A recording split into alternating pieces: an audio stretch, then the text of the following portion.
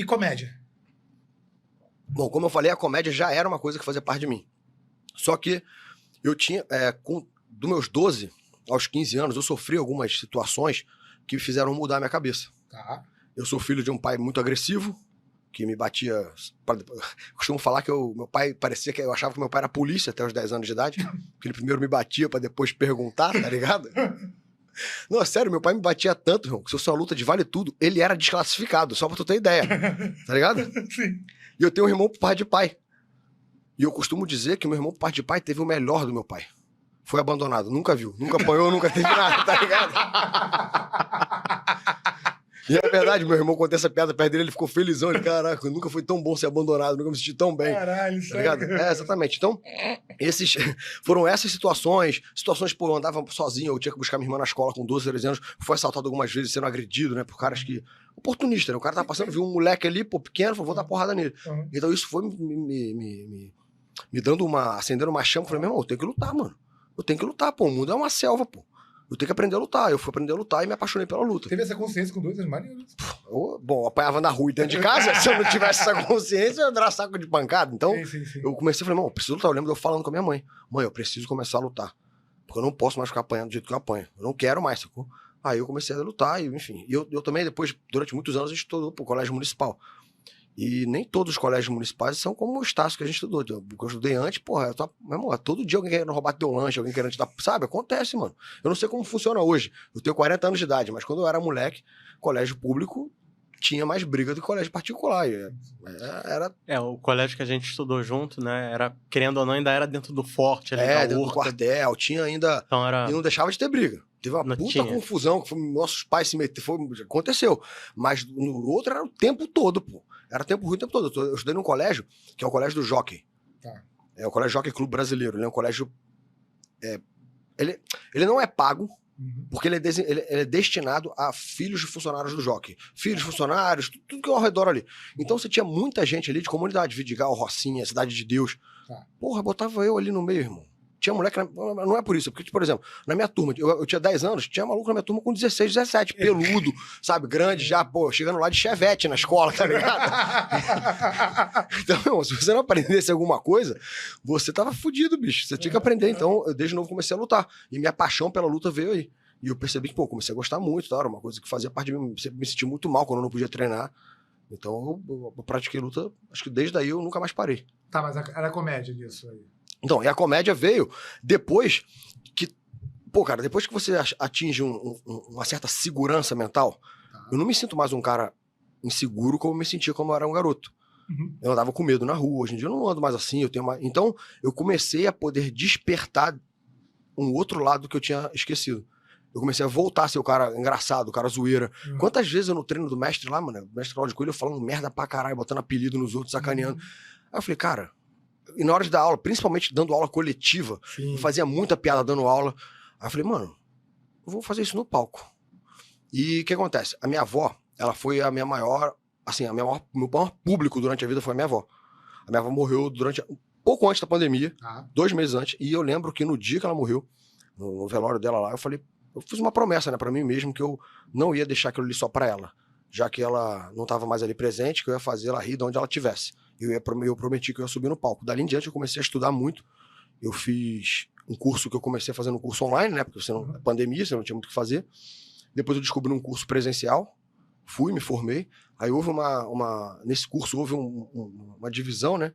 O financeiro continuou e o coordenador, que é o Léo Ramos, e o Hugo Veríssimo, professor, que são os caras que me ensinaram tudo de comédia.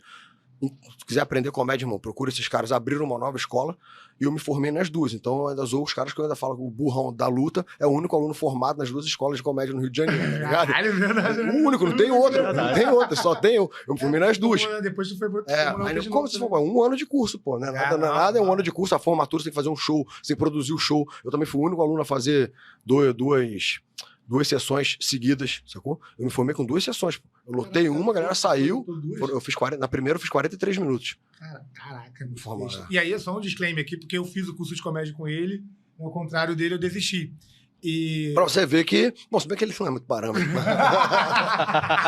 Porque é fácil ou difícil. Não. Mas isso é um ponto. Comédia é difícil pra Muito. caralho. Irmão, é muito muito. mais difícil que sair da mão na mão pra mim, na Muito. porrada. Bater na mesa, o diretor ficar ouvindo ali a porrada é pior ainda, tá ligado? O cara vem no podcast dos outros dar expor. É muito coisa de professor, foi mal. A parada é, esse filho da puta aqui, no curso, cara, tu era muito aplicado, assim. O cara que quer ser comediante, quer ter que ficar o dia inteiro respirando aquilo, fazendo piada, escrevendo. E o principal, escrever. Se a pessoa não escrever, Fazer fodeu. piada o tempo todo. Você não consegue fazer, né? Você tem que fazer piada o tempo todo, sobre tudo. O tempo todo, você tem que testar o tempo todo. E, cara, eu li um livro chamado O Segredo da Mente Milionária. Tá. E ele diz sobre várias questões, né? E ele dá um exemplo do Chris Rock. Ele fala, cara, quando você vê hoje o Chris Rock fazendo piada no palco, uma hora você acha que ele é um cara incrível. Mas você não viu a quantidade de horas que ele errou piada. Que a piada não funcionou, de quantas vezes ele foi no clube de comédia tentar fazer uma piada e a piada não entrou. É a persistência, é sobre persistir e ficar ali fazendo. Eu acho muito frustrante, né? Porque é isso, né? Você testa muito material pra achar um material certo. Né? O cara tem que tocar a mente muito. E muitas boa. vezes a piada é boa, mas você entregou errado. Entregou errado. O texto tá bom, né? Mas cara, a ênfase, o tom, a pausa, o jeito, a palavra, o que você quer que a pessoa preste atenção. Por exemplo, a gente usa lá no curso, tem uma piada. Eu costumo dizer que ela não é engraçada, mas ela é muito técnica. Uhum. Justamente pra você aprender. Essa piada não é pra você rir, é pra você aprender. Mas como uma piada que não é pra rir? Porque eu não acho essa piada engraçada, mas eu acho ela muito técnica. Porque ela te mostra como toda palavra precisa fazer sentido na hora da comicidade, na hora que você ri. Por exemplo, a piada é assim, ó. Um amigo meu pulou do 10º andar do prédio e só quebrou a bacia. Mas também quem é o idiota que pula segurando uma bacia? Tá ligado? A piada é idiota. Mas ela é técnica. Presta atenção. Se eu falo assim, um amigo meu subiu no prédio e pulou do 10º andar, bateu no toldo na árvore, quebrou um ninho de... Tu acredita que ele quebrou um ninho de pombo? Que ele matou 2 filhotinhos de pombo? E antes de bater no chão, ele assustou a velhinha e quebrou a bacia? Mas também que é o idiota que pulou segurando a... Mas, irmão, eu já te dei tanta informação, tanto elemento, que tu já esqueceu do que eu tinha que falar. Coisa, então, na piada é isso. Cada palavra precisa ser calculada. Cada palavra precisa ser pensada direitinho. Se, por exemplo, na hora que vocês riram que eu falei do meu irmão foi abandonado, eu não dei nenhuma informação que não fosse direcionada pra isso. E eu quebrei a expectativa com um absurdo cômico. Eu disse que meu pai é um cara agressivo, eu disse que ele bate, eu disse que ele faz isso, e que meu irmão teve o melhor dele. Ele teve o melhor. Quando eu falei 2 vezes o melhor, tu aumentou seu nível de atenção. Então isso gera uma expectativa. E eu quebrei a expectativa com o óbvio seguido do inesperado. Que nada mais, nada menos que a piada é o óbvio seguido do inesperado. Foi abandonado. Vocês não esperavam isso. Você riu, porque gera uma catarse e você acaba rindo. Então a piada, o humor é muito difícil. O cara que chega lá, vou subir hoje, aí, pô, Isso me irrita. fez teu texto, vou falar minhas histórias. Vai ser ruim. Horrível. Vai ser ruim. O tiozão do churrasco no palco é um fracasso. A gente fala isso sempre. Quanto mais engraçado é o tiozão no churrasco, mais fracassado no palco ele vai ser. Porque o palco, irmão, é pra você ter técnica. Você tá ali pra fazer pessoas que não te conhecem, então a referência tem que ser de todo mundo. E as pessoas estão ali pra rir. Por mais que isso pareça fácil, isso torna difícil. Porque você erra a primeira, erra a segunda, cara, eu quero rir, irmão. Você gera uma ansiedade na plateia. Porra, esse cara é um merda. Eu quero rir, esse cara tá me fazendo... Pô, o que tá acontecendo? Então você precisa estar treinado pro seu texto funcionar na maioria dos ambientes. Pô, eu já fiz show em teatro, eu já fiz show em comedy club, eu já fiz show em bar, mas, irmão, eu já fiz show num puteiro. Puteiro? Na Prado Júnior. E eu fui o único que percebeu, porque morava ali perto, que só tinha homem solteiro na plateia. E quando a gente olhava para baixo do paninho, tinha um monte de salto, tá ligado? E os caras estão fazendo piada. O que os meus camaradas antes subiram fazendo o texto deles normal. Correto, não era errado. Sim. Só que não tava funcionando, pô. Por que não tava funcionando, Tom? Os caras estavam doidos pra acabar a piada, irmão. As mulheres estavam do outro lado da cerca esperando, caralho. Os caras não estavam nem aí, meu irmão. Aí eu já entrei e falei, meu irmão, eu vou fazer o mínimo que eu puder, mínimo de tempo, mas eu vou entregar o máximo que eu puder. Aí eu já entrei falando, pô, meu irmão, vocês estão aqui esperando pra caralho, fala sério. Aí os caras já começaram a rir. Puta, alguém tá falando o que a gente ouviu. Sim. E na frente tem aquela hamburgueria chamada Estouro. Eu falei, meu irmão, isso aqui, quando há 10 anos atrás tinha tanta puta, aquela hamburgueria chamava Ex-Vaca, meu irmão, os caras começaram a rir. Aí eu comecei a gastar a parada toda. Eu só falei disso. Eu tive que improvisar pra situação acontecer ali. Mas eu só falei sobre isso. Aí saí e tal, a galera se amarrou. A dona do bar nunca mais deixou ter stand-up lá. mas a plateia se amarrou. Pô, ela chegou... Depois a gente foi perguntar, não, teve um garoto aí que ficou chamando isso aqui de puteiro. Pô, mas e não era? Foi frente erótica ali no... Mas e não era, meu Deus. Tem uma charutaria do lado que eu frequento, às vezes, com um amigo meu. Aí ele foi lá perguntar, e aí, como é que foi o stand-up aí? Eu, não gostei não, teve um garoto que ficou chamando todo mundo aqui de puta. Fui eu. Me perdoa. Mas o público riu e gostou e acabou, isso que importa. Mas então até na parte do improviso tem a técnica, né? Porque você vê aquela galera... Tem que ter. Não, mas tem a galera... Os caras que falam com a plateia... Chama-se interação. Que interage, mas... E você vê que ele tá improvisando ali não também. Tá. Não, calma. Não tá. Essa que é a parada. É armado? Não é armado. Tá. Ele tem todas as situações que podem acontecer. Tá. E se uma não sair como ele quer, ele vai perguntar até sair.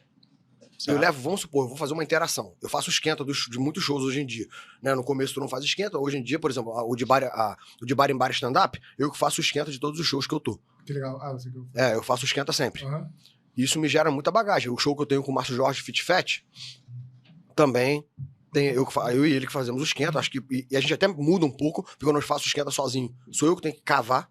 Com o Márcio Jorge, a gente já tem uma pegada diferente. Ele é tipo o paizão, ele vai cavando as perguntas, eu sou o retardado quinta série que vai falando as coisas. Mas no esquenta, a gente leva o máximo de munição possível. Essa que é a parada.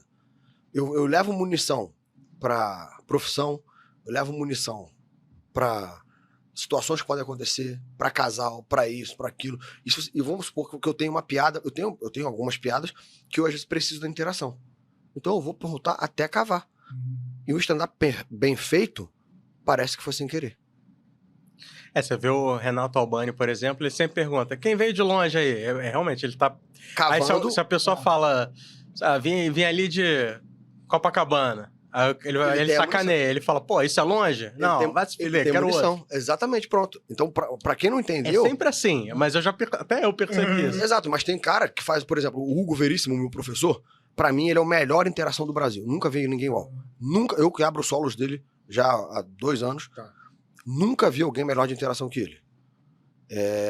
Ele tem munição pra tudo, cara. E quando ele não tem, eu que já percebo, que já conheço ele, já tô sempre abrindo show com ele, ele vai perguntando até sair o que ele precisa, pô. E perguntar com a plateia é importante, a plateia se conecta. Você não, às vezes a gente fica no palco ali, eu tenho que fazer uma piada agora. Não tem. Se você tá interagindo, deixa a pessoa falar, pô.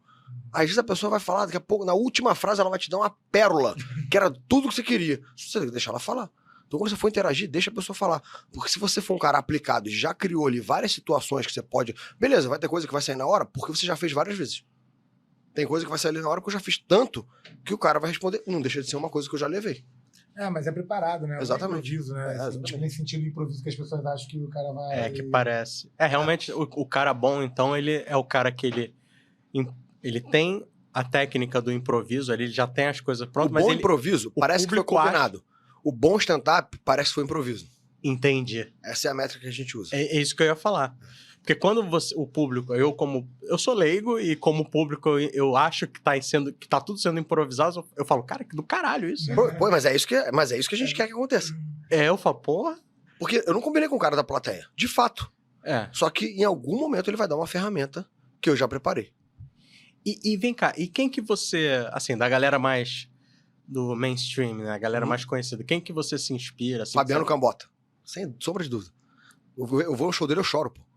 Eu já fui no show da Pedra Letícia, eu já fui em vários solos dele. Teve um solo dele que eu vi o solo dele no sábado, no domingo, eu fui dar uma volta na lagoa, tava ele correndo. Eu falei, pô, não posso parar o cara no meio da corrida, que eu, como um bom atleta, sei que ele vai ficar puto. Mas eu posso encontrá-lo na porta do hotel que ele falou onde era. Eu fui lá na porta do hotel, quando ele passou, eu falei, Cambota, perdão, eu só preciso de 1 minuto, só preciso te agradecer pela oportunidade, você é um cara incrível. Só falei isso, tirei uma foto com ele. Caralho, que esse terrorista aqui? Não, ele ficou amarradão. Que Ele ficou amarradão, porque eu acho ele incrível. O Cambota, pra mim, ele tem... Porque assim, tem um livro que a gente fala que é Roube como um Artista, né? Que esse livro ele te fala que você, quando vai começar, olha alguém que você se inspira e se inspira nele.